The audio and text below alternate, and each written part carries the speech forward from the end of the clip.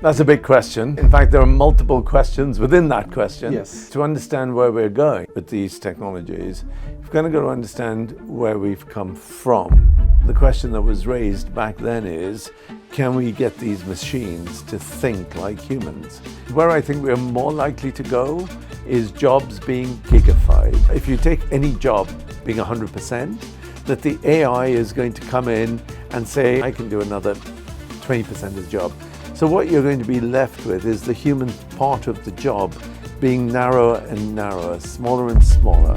There's a gentleman called the grandfather of AI, or the godfather of AI. He won a Nobel Prize. Professor Jeffrey Hinton.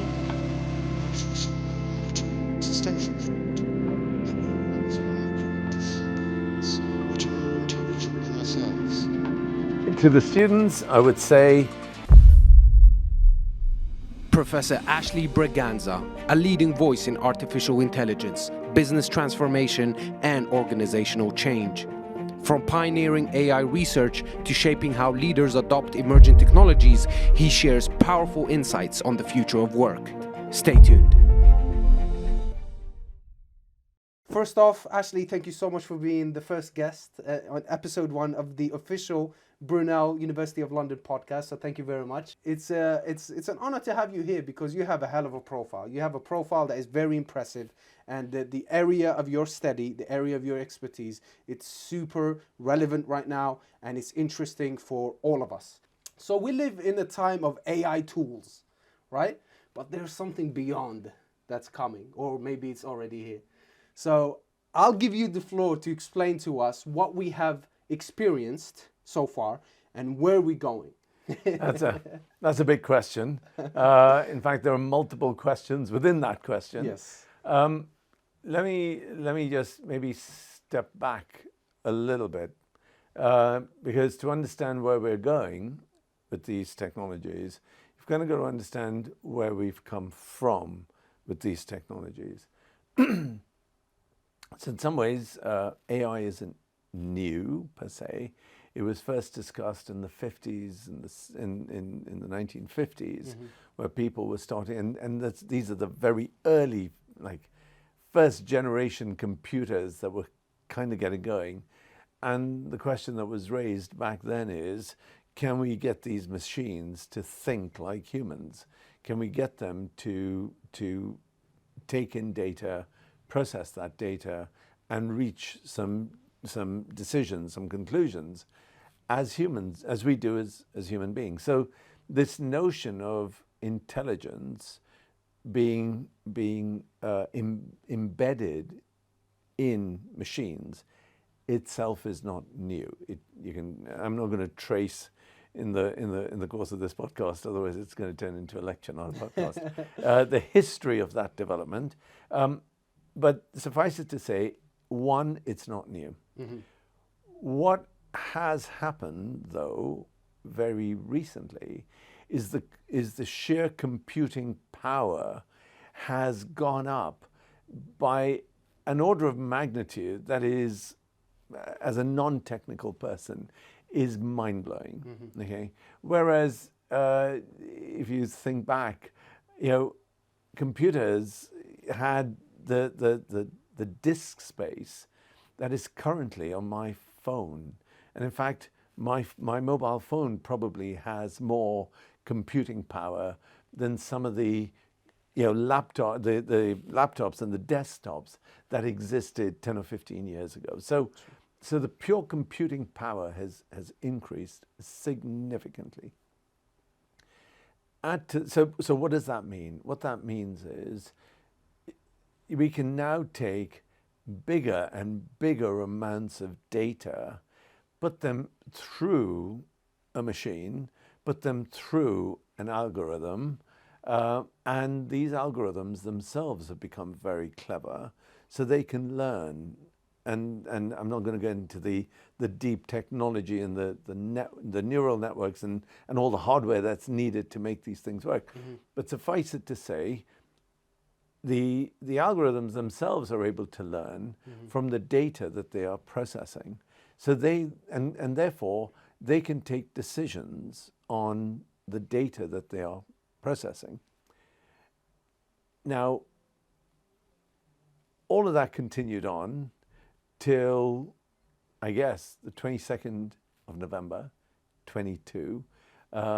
Most people don't know where they were on that day or on that date.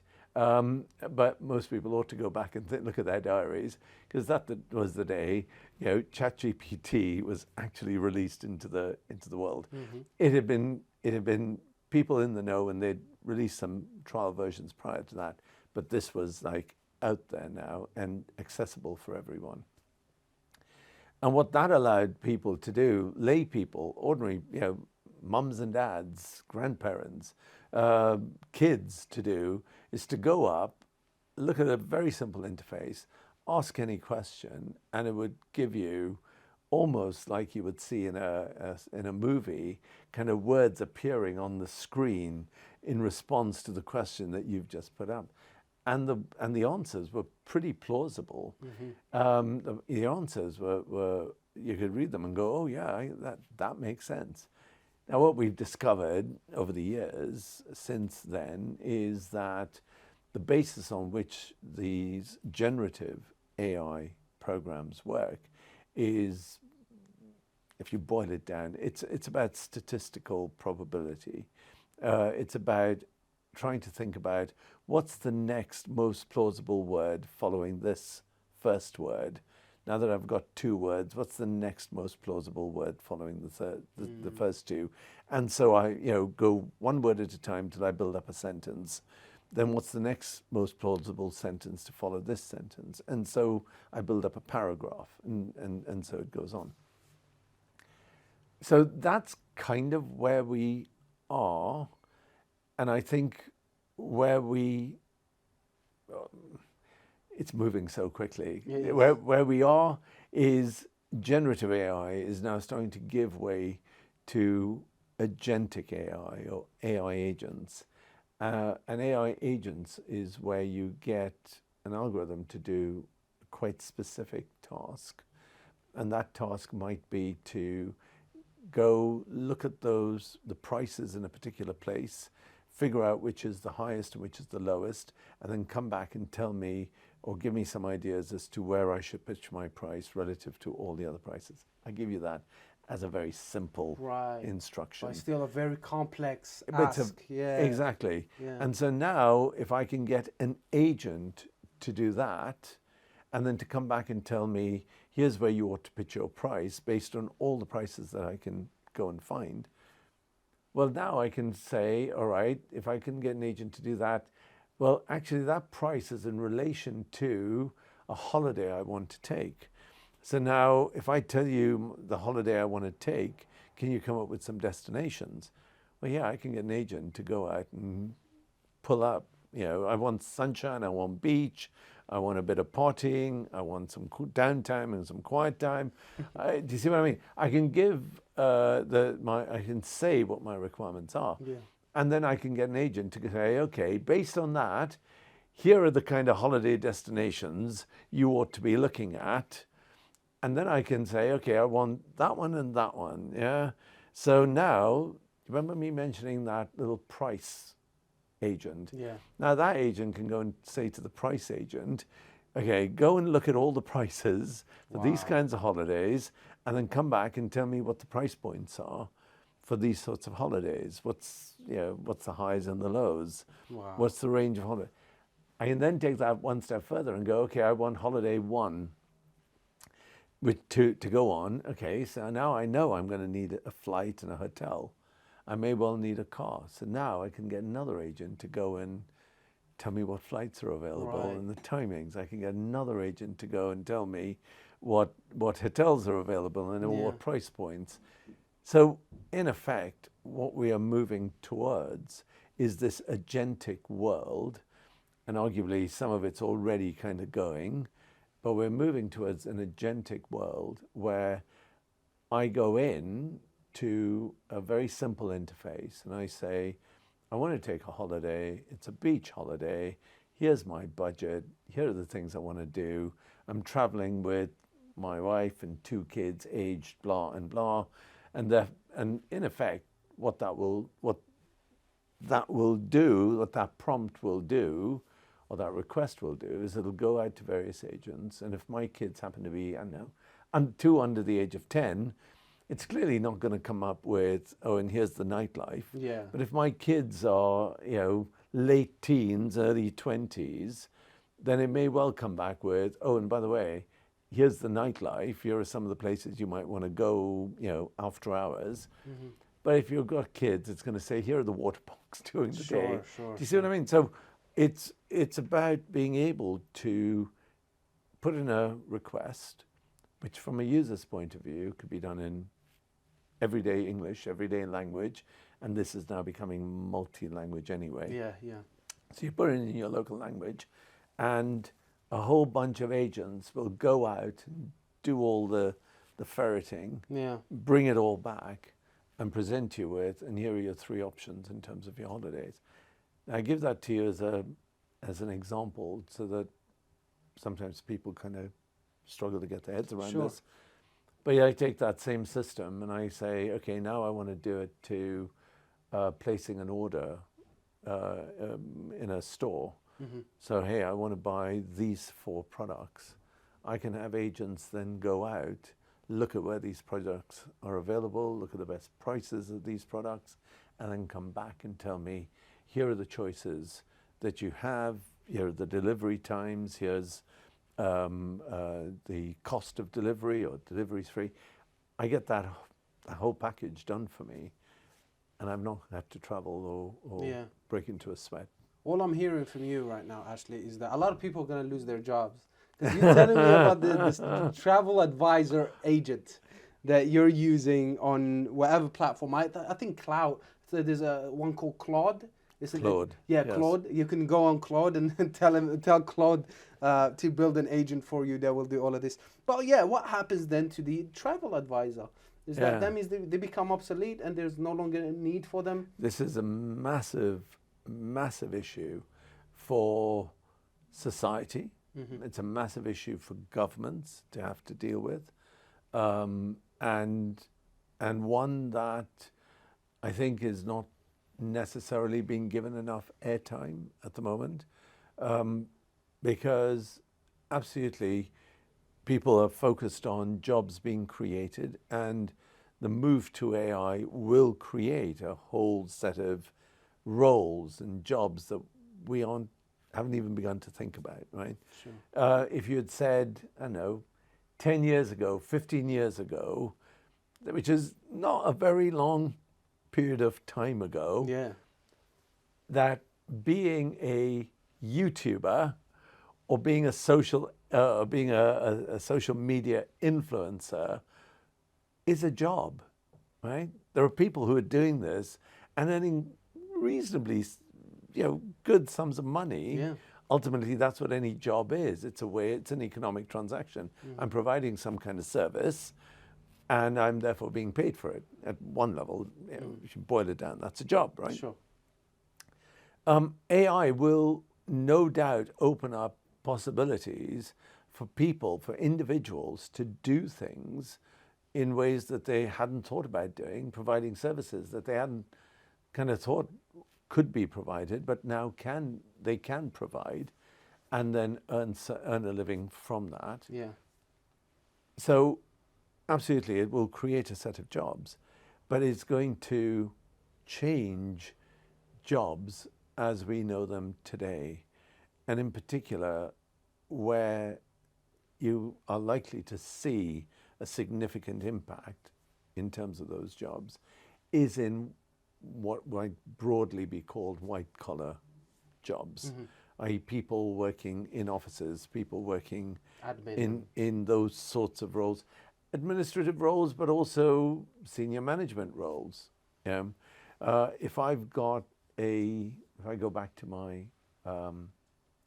example earlier, if I've got an agent that is taking a decision about where I should pitch my price point for my product, then kind of in the past, pricing would be in the hands of senior people from sales and marketing and finance.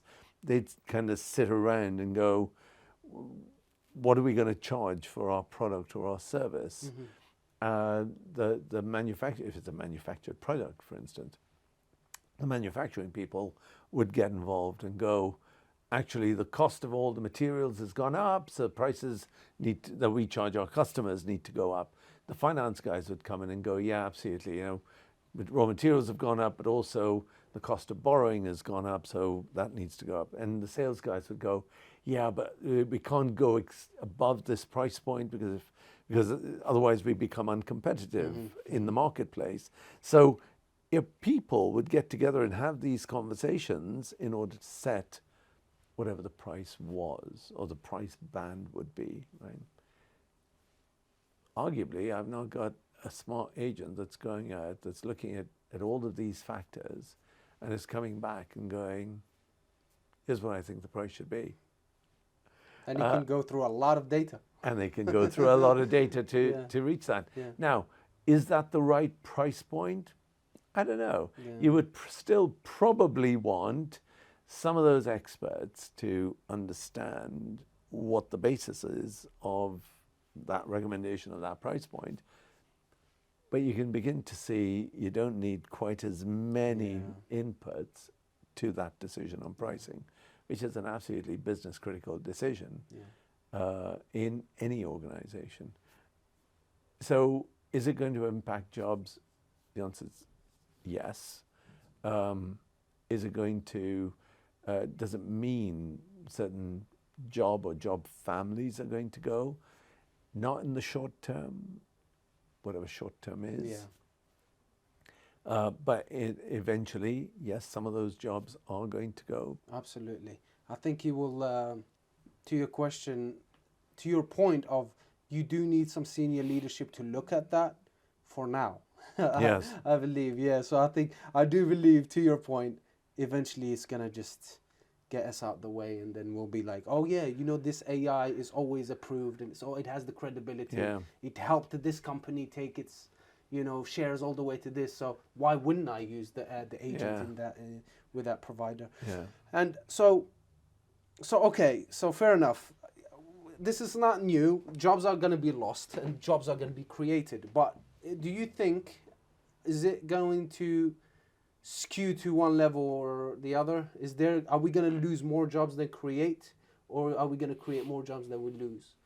For that, I need a crystal ball, and if I had a crystal ball that worked that well, I'd pick the 6 lottery ticket numbers. Yeah, first. Before I this. answer that one. I think that is the issue that I think if governments are not thinking about, then most certainly they ought to be thinking about. What you're also beginning to see, and it's now starting to be discussed and being taken quite seriously, is in some ways what the AI does is some base level jobs, okay, and those base level jobs would typically in the past have been done by someone who's coming fresh into the industry. So if I take the advertising industry, for instance, then someone coming new into the industry, they would probably spend the first, several months, if not possibly some years, kind of developing briefs, writing storyboards, trying to kind of understand what it is the client's looking for, creating concepts and designs and coming up with maybe, 15, 20 options, then whittling those down through a process of discussions with people who had more experience about how a particular narrative might work or not work for a particular type of product. And they would kind of cut their teeth on those base level activities, which are fundamental to kind of creating really effective ads or marketing campaigns or advertising campaigns at the top end of your game, if you like. And they would spend some years learning the trade. And now I can go to any of these AI tools and go, I've got this kind of product. this is my marketplace. These are the consumers or the customers I want to get. This is what I'm trying to do. These are my kind of corporate values, business values. Yeah. This is my strategy. This is my mission. Here's all the things I would normally have said as a business. I would normally have explained to that junior person coming in, or to that first level entrant coming in. Yeah. And this human being would normally have taken that away, processed it, tried to make some sense of it, and then come up with a whole range of first level storyboards and drafts and narratives. Yeah. I can put all that into a tool, and I can say, now give me 15 versions of a storyboard. Give me some concepts. Give me some designs. Give me some colors. Give me some, what's the look and feel here? Give me some images that would kind of reflect my corporate values. What should the website look like? What should I can get an awful lot of that, and I've not had to recruit a marketing or a agency. And in my podcast, the AI Adoption podcast, I've had a number of colleagues from marketing and marketing agencies who have talked about this this challenge that they are facing. And it's really interesting because what they recognize is, on the one hand, yes, this technology can offer these services that they would normally offer. But equally, if they don't bring in people at the kind of grassroots, if they don't bring in people at that base level of the industry to enable them to learn and cut their teeth on those basic activities that you would have to do in marketing or in advertising, then quite frankly, in 5 or 10 years' time, in 15 years' time, who's going to run the business? Yeah, that's true. Yeah, who are those kind of first level interns and first level that in 10 years' time are going to become your middle layer managers and marketing experts or advertising executives who in 20 years' time are going to be leading the organization? Yeah. Or are we talking about, and that's not just marketing and advertising. Sure. The legal sector have the same issue. The accounting sector have the same issue. A lot of the professional services, and I discussed this in with a number of speakers in the AI Adoption podcast. Anyone in those professional services could well find that if they're not careful and if they stop recruiting at that first layer of kind of graduate intake, school leaver intake, even, because not everybody needs to necessarily go to university before they join a company. Sure. But if they don't bring in people at that kind of early level and allow them to cut their teeth, learn the trade, and move with the technology and use the technology to then enhance what the business does, we could find that in 10 or 15 years' time, we have lots of businesses that are very then top heavy, in the sense you've got lots of very experienced people who've been in the sector 10, 15, 20 years and are now thinking, okay, I want to move on, I want to retire, I want to kind of go. And then you've got this vacuum sitting there, you've got this blank space at the bottom where you don't have the people who are ready to lead. So yes, it is going to affect recruitment, but I think that the smarter companies are saying we have to keep bringing people in and helping them to progress and supporting them through the transition of these technologies. If for no other reason, we need to ensure that genuinely there is some way in which we can ensure that there is continuity in terms of leadership and building that pipeline of leadership. Amazing. I've never thought of that dilemma before. I never thought of that. Because for me, I'm thinking business owner, he's thinking about the money. Cool, if I can if my staff are expendable, I can get an AI to do all of that, save me how many salaries, Yeah. right? So automatically, as a business, nothing personal, as a business, I would take that deal. But now, you just made me look at it in a completely different light to a point where that's true. Who's going to take over? Yeah. If we're building something that's big, let's say BP, you know, very big company, global conglomerate. It is responsible for a lot of, you know, energy that we use, maybe in our homes, in our cars, whatever. If all of a sudden there's no one at BP, you know, like it's going to be a problem for the entire economy. So that's a very interesting dilemma. So it makes me think maybe we shouldn't worry too much unless business owners and people at the top and the shareholders and the boards are, you know, after the money only, and money's their only motivation, then yes, they will probably find no problem in getting rid of the staff that are being replaced by AI. But eventually, in the future, they could face the problem which you've mentioned. So let's talk to the students real quick, yeah? Because you know, at the end of the day, this is Brunel University of London podcast, so we want our students to, you know, listen to our professors, listen to us, and we want to give them value.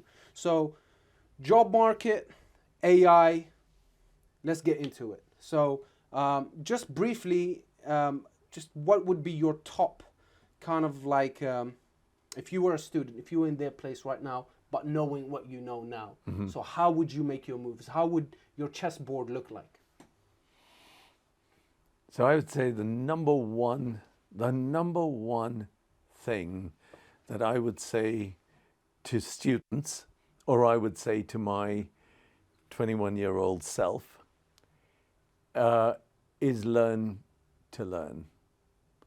And in some ways, and I have to thank my father as well as my mother for this, they brought me and my brother and my sisters up with the mantra of the only time you stop learning is when they put you in a box and they're likely to drop you 6 feet down. Mm-hmm. At that point, it's okay to stop learning. At that point, it's okay to stop learning. Yeah. Till then, you never stop learning. Mm-hmm. And that was kind of certainly drilled into us from my parents.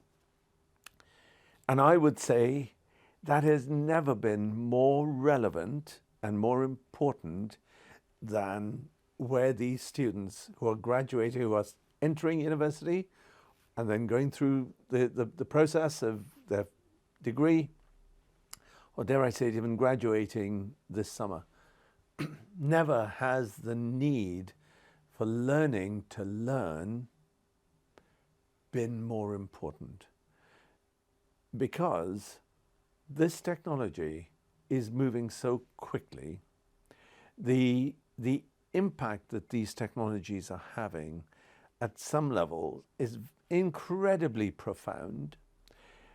I'm not sure that the companies, the government, the companies producing these technologies, the companies using these technologies, the government that's trying to kind of manage and regulate and set out regulatory frameworks for these technologies, I'm not sure individuals in society can actually get their heads around what this technology is going to do, right? It's just so, it's all moving so quickly, and there are so many moving parts to this. So given that in itself raises huge amounts of uncertainty, because we don't know, and there is no crystal ball as to where this is going, what is the one thing that each of us has in our control? What is the one thing that each of us has agency over? And that is the 24 hours in the day that we have and how we use those 24 hours. And I would say a significant chunk of how those 24 hours are used has to be in learning to learn about what is coming up. Mm-hmm. What is going on and what is coming up, and how do I prepare myself for what is coming up? I have to say, Uh, One of the reasons I decided to launch the podcast was my way of learning. Yeah, to that How, spirit. how am I going to stay on top of what is going on in this sector of AI, which is very big in itself? Of course. How do I stay on top of this stuff? Yeah. And I thought to myself, what better way than going out and talking on a regular basis to some real experts who are in the field, Yeah. and very often at the kind of bleeding edge, if not the leading edge, they're at the bleeding edge of what's going on in these technologies, and part of that's my way of kind of staying on top of what's going on in this area, so that whether it's on this podcast here now or elsewhere, I can kind of get my head around how this may play out. Yeah. If you then look at, so back to the students, learning to learn, and learning to learn on an ongoing, continuous basis, almost making it as natural as I get out of bed, I brush my teeth, I get dressed, I'm going for a run in the morning, I'm going to the gym in the evening. You know how we all have routines? I would say make learning an integral part of your routine through a day, so that it's not something that, oh, I'm doing this and now I'm going to stop what I'm doing and now I'm going to learn. Oh, I've spent my 1 hour learning. Now I'm going to, it's not, learning is not something that should be externalized. It should be internalized, so that you are doing it on a reflexive basis. That for me, not reflex, reflexive. Reflexive. Oh, I do apologize. Sorry, Go ahead. Yeah, reflexive. In other words, so reflection is when I have done something and I look back and I reflect on what I have done. That's reflection. Reflective is when somebody is able to do that on a kind of ongoing basis. This happened yesterday. What did that mean? How did that work? What could I have done differently? What should I have done? How should I have responded? That's being reflective. Reflexive is I am now in the midst of an action, and I'm reflecting on how can I make the next minute better than the last minute while I'm in the situation. Wow. That's reflexive. And I'm saying reflexive is something that we can all learn to be. Right. And I would encourage my students to be reflexive, so that whatever the situation is, being invited to do a podcast or being invited to a meeting in work, that what they're able to do is in the moment start to think about, so how do I make a positive contribution here?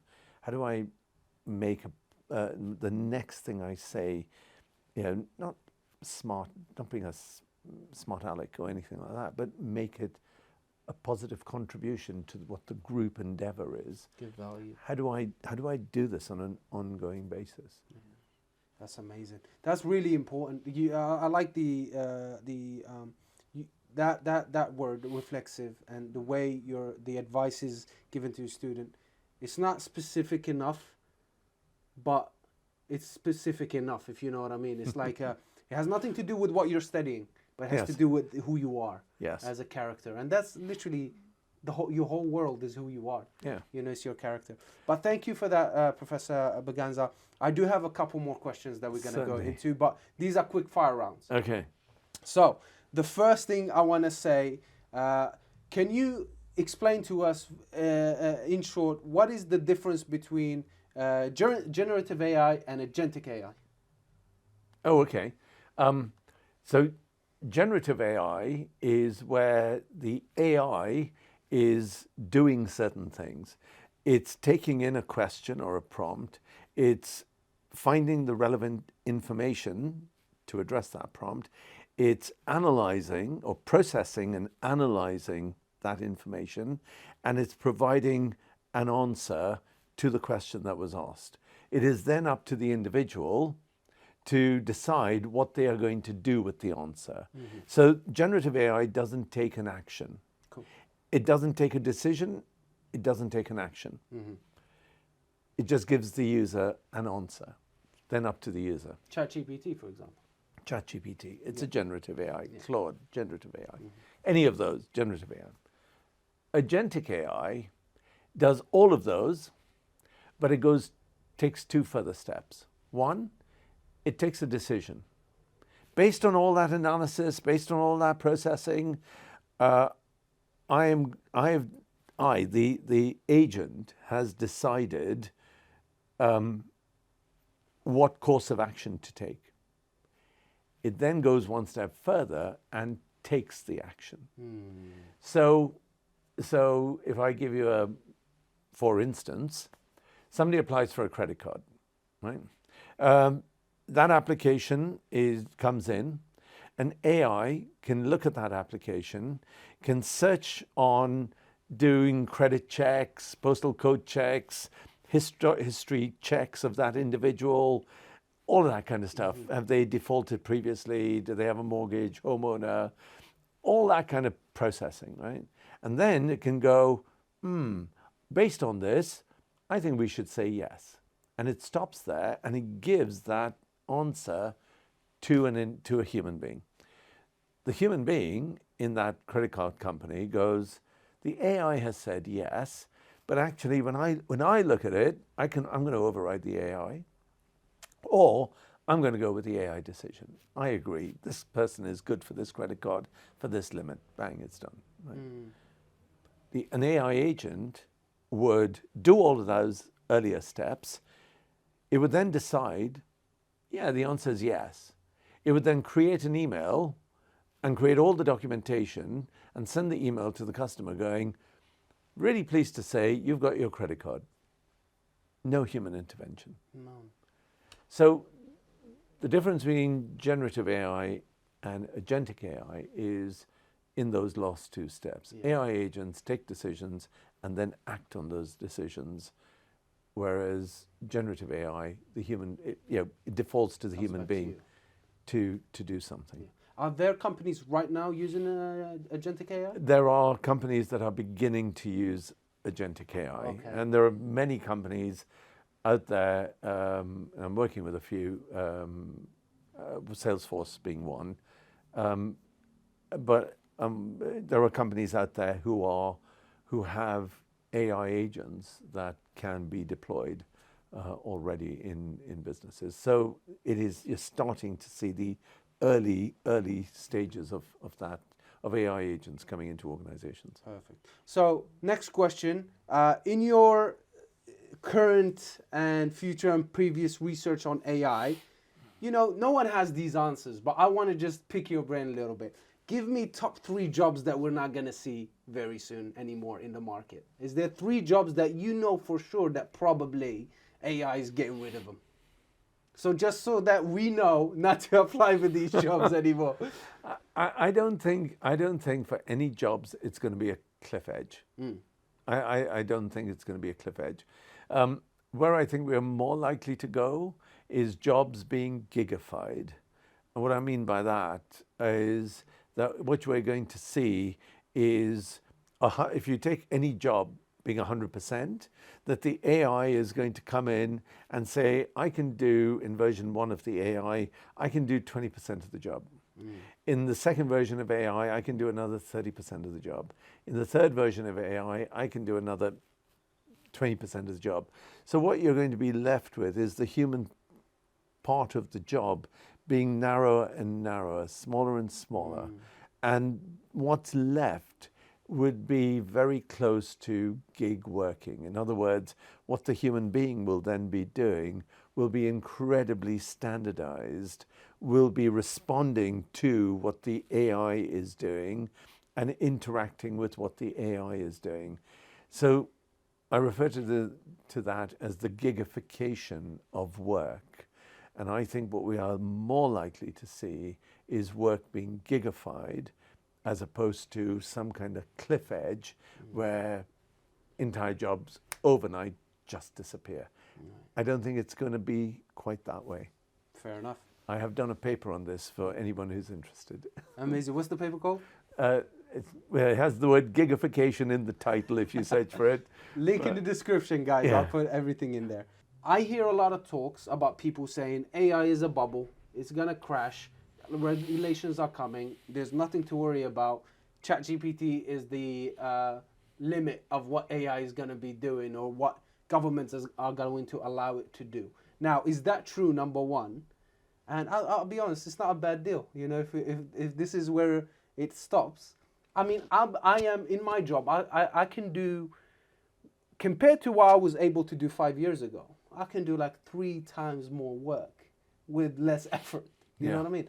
So, yeah, just going back to it, is this a bubble for people who think that this is a bubble and that this is going away and regulations are coming in and there's nothing to worry about agentic AIs? There's no super intelligence that's coming. There's none of that. You know what I mean? It's going to be very simple, nothing to worry about. So there is a lot of debate about is AI a bubble, and I think we need to kind of think about this as different kinds of bubbles for a minute, because at one level you can ask the question: in stock market terms, in the financial sector terms, is there a stock price bubble going on? Okay, and if you look at the .com bubble that everybody also refers to, and they look backwards in time, what you saw there was a massive inflation in share prices and the values of companies, and then eventually, and those were all based on kind of promises of what would happen and how these companies were going to grow and the revenues and the profits they were going to make and therefore the dividends they were going to pay out. And so you had a stock market bubble in the .com era.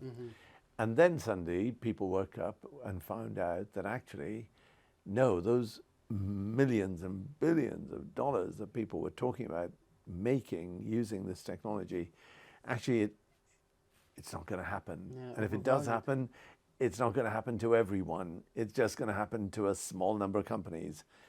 And so what you then had that acted as a bit of a pin in the bubble or in the balloon, and somebody went, hold on a minute, this isn't going to work out quite as we thought. And so you had a massive correction in stock prices. In other words, stock prices fell, and the bubble, i.e. the stock price bubble, burst. There was another bubble that was going on if I go back to the .com era, and that other bubble was the sheer proliferation of people getting onto the internet, people putting all sorts of websites up and offering all sorts of services, massive bubble in the use of the internet as a provider of services.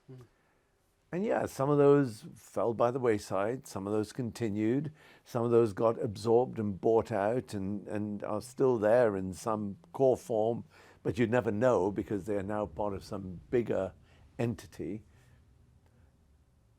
But that usage bit was never really a bubble.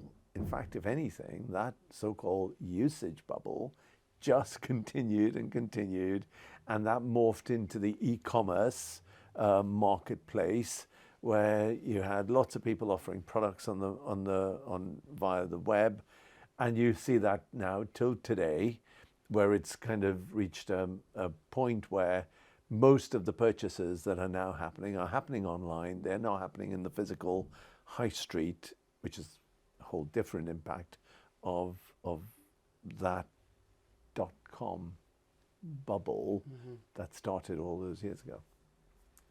I think when you look at the AI bubble, you've almost got to separate it out in the same way.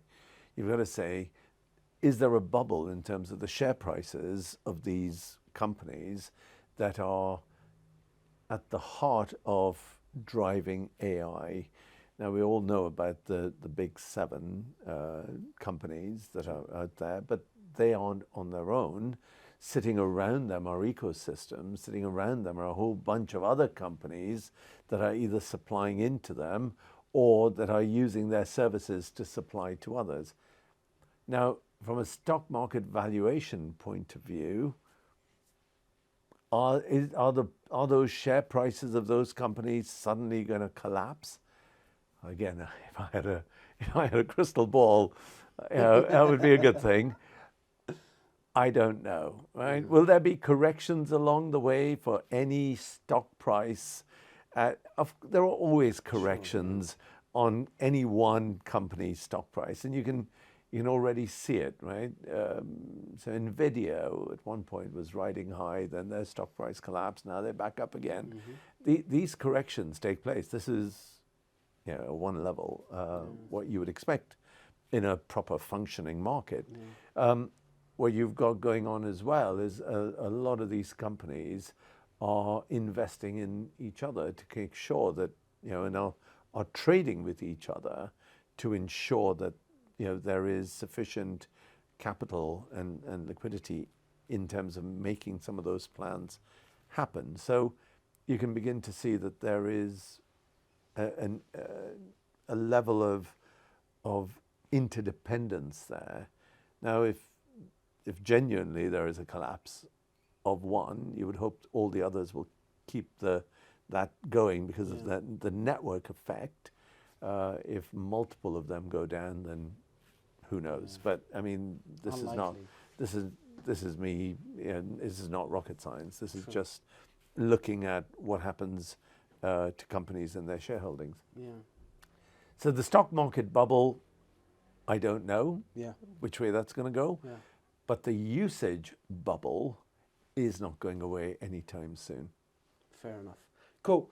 Last question for me, and then we can wrap it up. I heard, this is more for me, curiosity. There's a gentleman called the grandfather of AI, or the godfather of AI. He won a Nobel Prize. In his Nobel Prize speech, he kept urging scientists and people who are looking into AI to say, do not create AI agents. Do not create the agent, because once the agent is created, there's no way of controlling the agent. The agent can go by itself and keep learning and keep teaching itself new skills. It doesn't need to answer to anybody. It can do its own thing, and there are no studies that show us how to control these once they are deployed, and one of them just goes into the ether, not knowing where it's at. It could be in the government server, it could be in the NASA server, it could be anywhere it wants to be. It's an AI, it's artificial, it could be anywhere. Now, are you familiar with that speech? And if so, No. okay. So there's been a lot of, you've heard of it. You've heard that people are warning these early AI scientists. I mean, Stephen Bartlett had them a lot on his podcast. And they keep saying the same message, like this could be a massive problem. We could be bringing about the Antichrist through, like, as AI, like biblically for Antichrist. But we're bringing about the Armageddon, or something that is going to control us, something superior than us, that could potentially lead to our imprisonment, extension, whatever it could be. Are these talks truly happening in the world of AI, or are these people crazy going to these famous podcasts, creating this fear-mongering? In the industry, do you think that this is relevant? Is there a fear around creating something with AI, or an AI that we are not going to be able to control, or is it going to be a threat to humanity and civilization? Potentially, they have the ability to do things, take actions, which could be very detrimental to, I mean, the whole of humanity. You'd have to, then you're talking using it in defense and in weapons, right? Yeah. But you don't need to go through the whole of humanity. It could have a hugely detrimental effect on a very big segment of society. So, for instance, if you take welfare payments. If I've got a bunch of human beings deciding whether, a certain category of benefits claimants, welfare claimants, should get their payment this month, I've got some checks and balances. I've got some human being that's trained, that's trusted, that's got experience to determine, yes, this group should get, or no, it shouldn't, right? And I can go in and ask the person, what's the basis of making a decision? But if I say to some AI agent, you decide whether these 8,000 people in this group of of benefits claimants get paid this week or not, and then I walk away from that agent, I mean, I'm unleashing something that I then have really no control, because this agent is learning. And if I have no checks, no balances, if I have no guardrails, which is the word that's used, if I have no way of monitoring this and what this agent is doing, then quite frankly, I'm being hugely irresponsible. Because I'm letting something determine the fate of 8,000 people out there. So there is a significant amount of work that we are doing, both in the Center for AI, and that I'm involved with working in various policy and industry bodies, looking at the area of responsible AI, ethical AI, making sure that when these agents are operating, they are operating within a framework that ensures that we understand those outcomes and we understand what could go wrong. And clearly, in every form, even in a human beings take wrong decisions, but then we need to be able to backtrack and say, hey, what happened there? How did that decision come about? Yes, we understand that was given the impact, that was a bad decision, but now let's backtrack and make sure that that doesn't happen again. It becomes very difficult to do that when it's embedded in some piece of software, which is what an agent is at the end of the day. It's a piece of software. It becomes much more difficult to go and interrogate that piece of software. So ensuring that the agents are built and developed in a responsible, ethical way is really important. But what I say to companies that I'm working with is, don't fool yourself into thinking that because you have a set of governance guidelines, rules for ensuring responsible agents, and you bring those sets of rules and that governance framework to bear at the point of developing an agent, do not fool yourself that you are developing a responsible agent, because you're not. Because responsible AI, ethical AI, good governance about the AI, the guardrails, making sure the AI stays within a set of parameters and doesn't drift off to do things it shouldn't get involved with, right? All of those factors to create a good AI agent are not determined at the point at which the agent is being developed. So when does it happen? Yeah, when does it happen? It happens way upstream from the development of that agent. I would argue it happens when an organization, when a board is trying to put some priorities on what objectives matter and which ones don't. It happens when organizations decide where they're going to put their resources, what they're going to invest in, what they're going to divest in. It happens when they put priorities on achieving some outcomes over other outcomes, when they want to focus on some external stakeholders over other external stakeholders.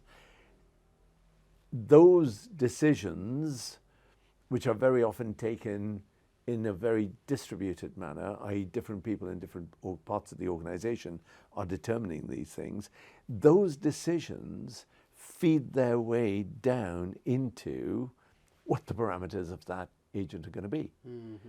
So saying, I've got this world-class, governance framework sitting around my agent. I've got, this responsible AI protocol that we follow. I've got this ethical standard that I'm ticking every box on to make this agent be a good agent. Yeah. Actually, that adds up to a can of beans, because there's some decision back here upstream that is filtering its way down into how that agent is actually going to operate and the outcomes it's actually going to achieve. And if you don't get, if companies don't focus on the upstream aspects of how this agent is coming about, quite frankly, the agents that are being developed, in my view, are going to always have the potential for doing damage. Wow. Yeah. I mean, I'm glad that there are people like you right now tackling these issues, tackling these questions, because like I said, average Joe Schmo like me thinks, they're going to create the next Antichrist. Unfortunately, that's why I hear on the internet, Obviously, the most outrageous, media,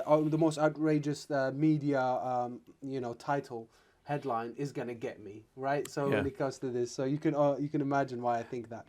But I'm very glad that there are institutions and bodies and individuals like you tackling this and making sure that we're moving towards a safer world where AI is safe, ethical, and responsible. Where can people find you and find your work that you're doing around this?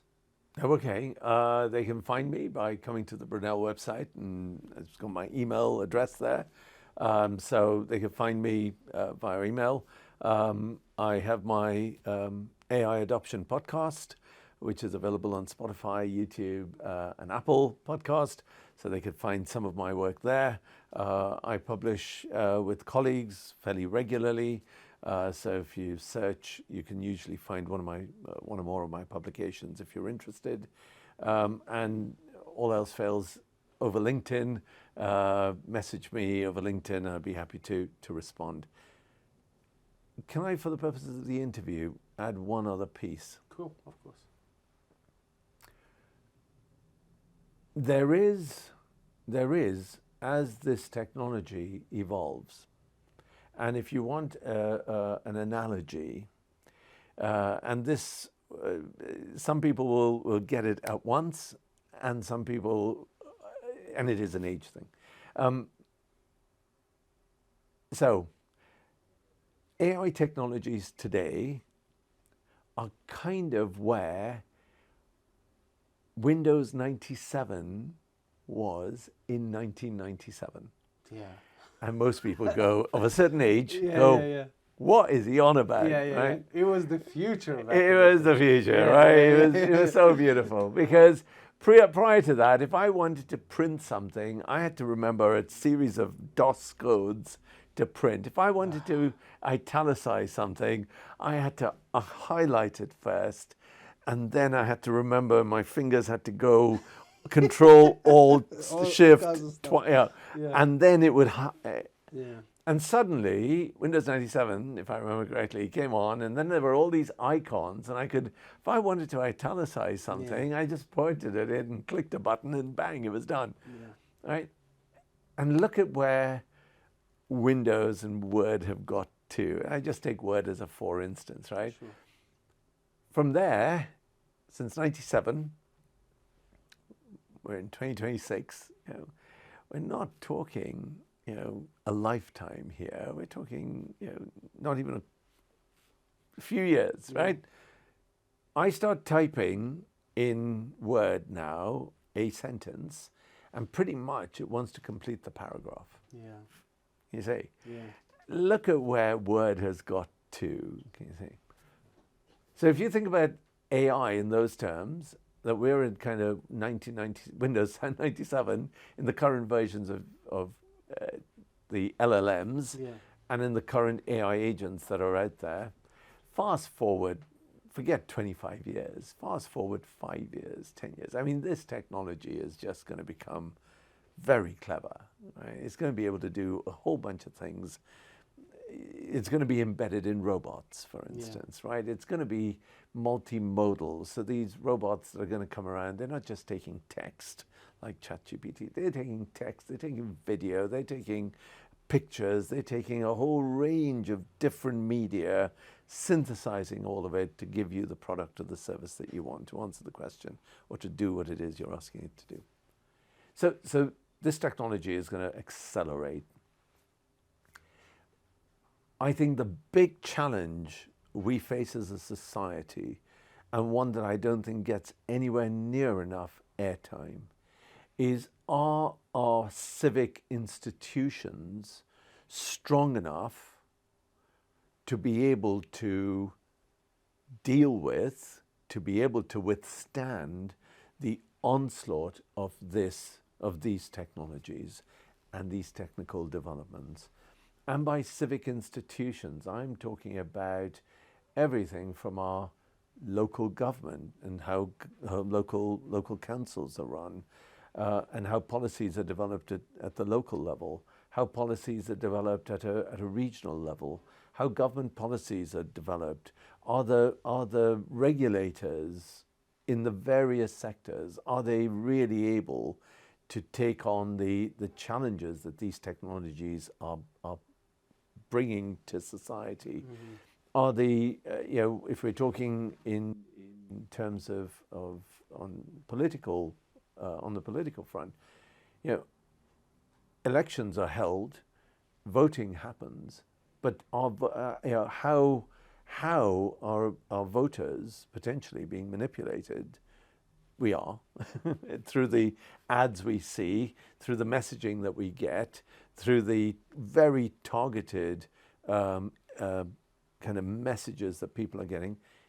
Is the election commission, does it have the robustness that it needs? Does it have the inner strength that it needs to take on these technologies as they develop and as they come into society? So for me, strengthening civic institutions as we know them is one that needs a significant amount of attention to ensure that as a society we are able to function in a positive way and kind of enable everyone to meet their aspirations and their goals. Otherwise, for me, we are going to end up in a situation where you end up with societies that are incredibly polarized, societies where you become very factionalized, where groups can't converse and negotiate and discuss areas of disagreement and reach some common ground, dare I say it, to use a cliche, for the greater good. If we can't have those conversations, then quite frankly, that for me is a major, if anything keeps me awake at night, there's something that keeps me awake at night. With that, ladies and gentlemen, that was our first episode of Brunel University of London's podcast. Final messages for the students that are watching, because I love our students. So how about we give them the final message? To the students, I would say, do not be afraid of these technologies. These technologies are tools to help you to progress. Think about them almost like a surfboard. You're on top of the surfboard. You are in control of the surfboard. A good surfer is in control of the surfboard. And so, come at it with that kind of spirit and ride the waves. You'll come off every once in a while, but get back on and ride the waves. Amazing. Thank you so much.